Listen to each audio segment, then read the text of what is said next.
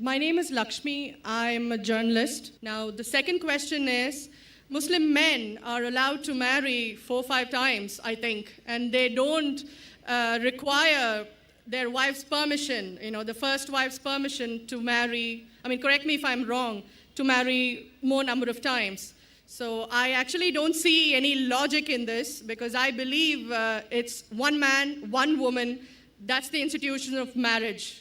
So please clarify. Thank you. Now coming to your second question.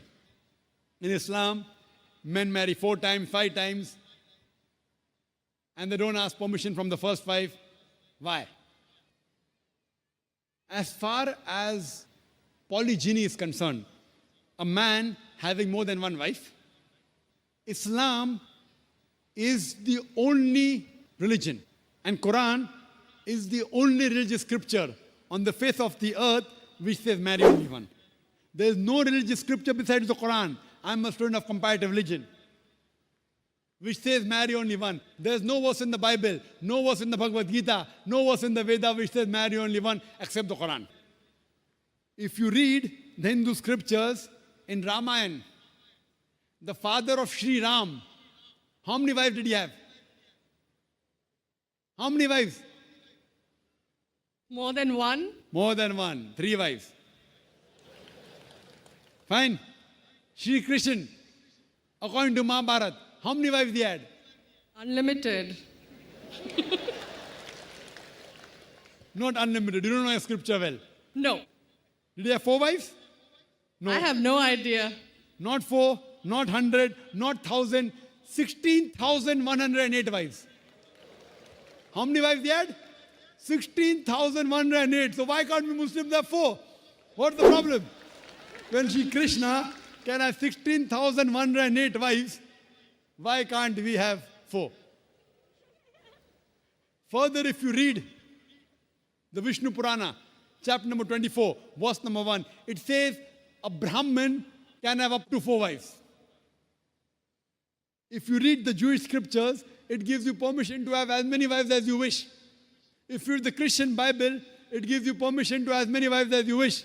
If you read the Bible, Abraham had 3 wives. Solomon, how many wives he had? He had 700 wives. It is later on, the church has put a ban that Christians should marry only one, not the Bible. It is the Jewish community married more than one wife. It was in 1950 that chief rabbi passed a synod that Jews should marry only one. So it is the rabbi, not the Jewish scriptures. And according to Hindu scriptures, you can marry as many as you wish. It is the Indian government in 1954 passed a law called the Hindu Special Marriage Act. Hindu Special Marriage Act, which says Hindus should marry only one. It is not the religious scripture. It is not Bhagavad Gita. It is not Ramayana. It is not Mahabharata. It is not Veda. It is the Indian Penal Code.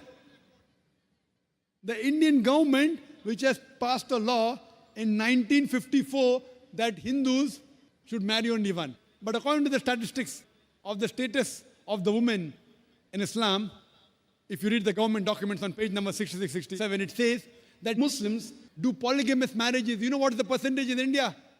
4.3%. How much? In India, 4.3% of the Muslim men do polygamous marriages. A statistic between 1951 to 1961.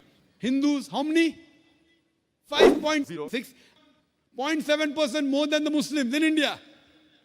According to the Indian government, even though it is prohibited according to the Indian law, yet they do more polygamous marriages than the Muslims.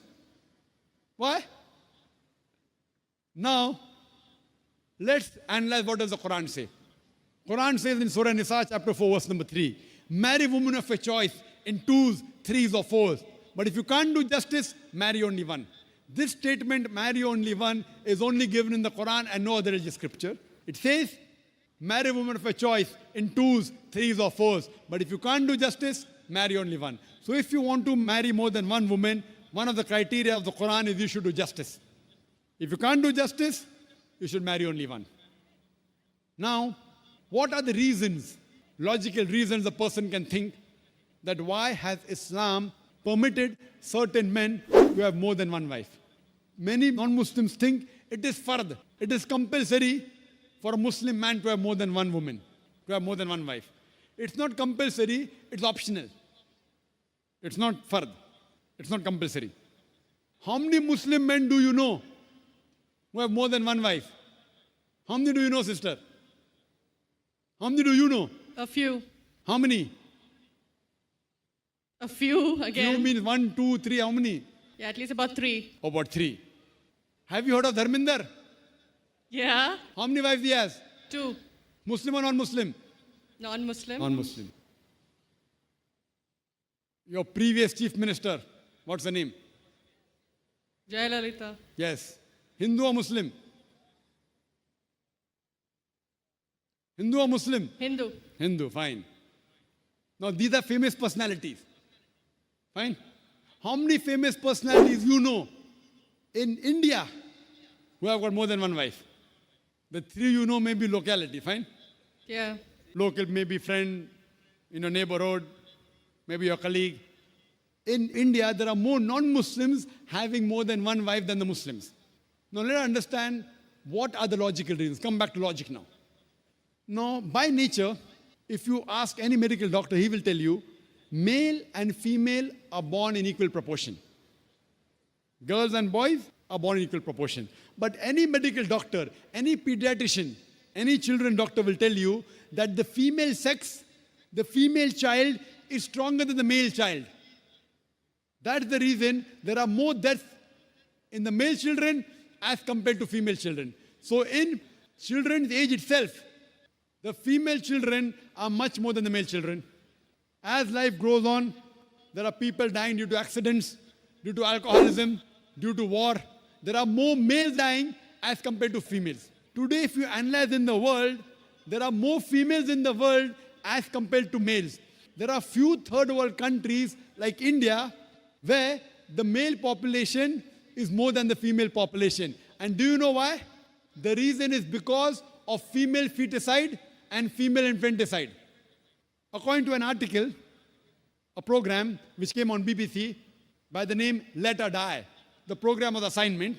There was a British reporter by the name of Emily Buchanan. She comes to India and she says that every year in India, more than 1 million fetuses are being aborted after they identified that they are females. She says more than 3,000 every day.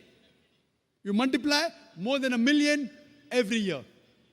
According to the Tamil Nadu government hospital report, she gives the statistics, out of 10 female born alive, do you know how many are put to death? 4. Sister, did you know that? Tamil Nadu, your state, your beloved state, according to the government statistics, out of 10 females born alive in the government hospital, 4 are put to death. There are billboards put in Rajasthan and here, which says that spend 500 rupees and save 500,000 rupees. You know what does it indicate? Spend 500 rupees, do ultrasonography, do amniocentesis, identify the child you're carrying is a female, abort her, and save 5 lakh rupees, 500,000 rupees. Maybe a couple of 100,000 upbringing her, and the remaining 100,000 in dowry. If you stop this evil practice in India, our beloved country, stop the female infanticide, stop the female feticide. Even in India, the population of female will be more than the male population. If you see the rest of the world, if you see New York alone, there are 1 million females more than males. In USA alone, there are 7.8 million females more than males.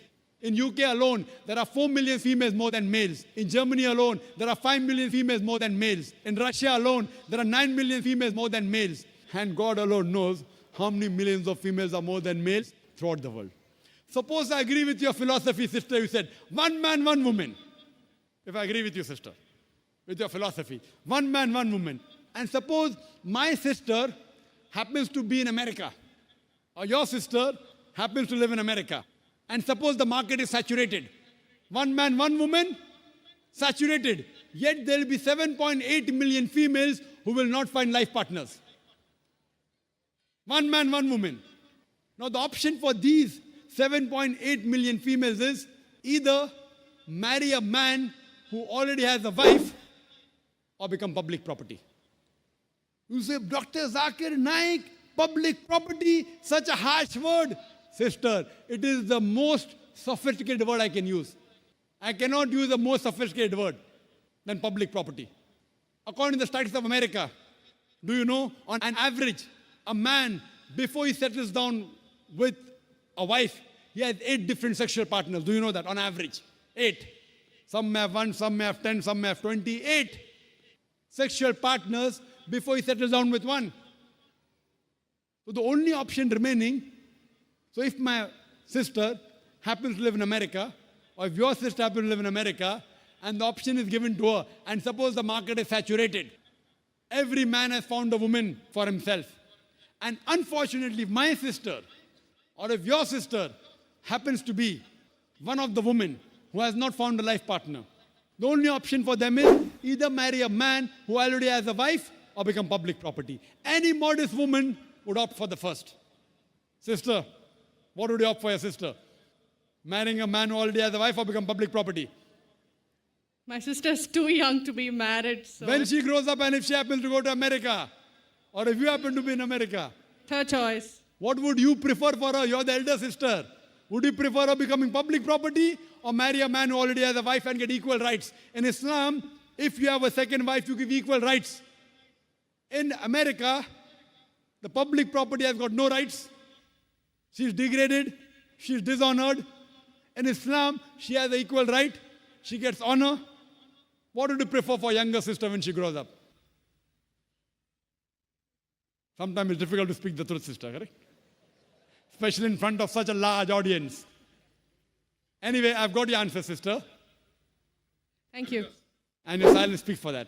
So that's the reason in Islam, sister, men have been allowed to marry more than one wife is to protect the woman, not to degrade her.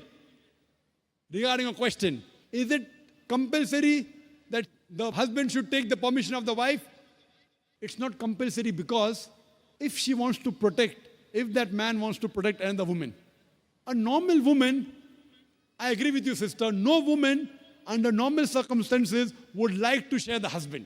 You have to agree. This is human nature. But if the woman is a good Muslimah, is a good Muslim woman, what she says, let a small loss take place to prevent a big loss. She will say, I know sharing my husband is a loss for me, but I would prefer letting a small loss take place for me to prevent my sister becoming public property. She's a good human being. So she would surely give permission to the husband to marry a second woman, if she's a good Muslim woman. But taking permission is not fard, it is preferable. But at least informing is a requirement so that he does justice between the two wives. Hope that answers the question, sister. Thank you.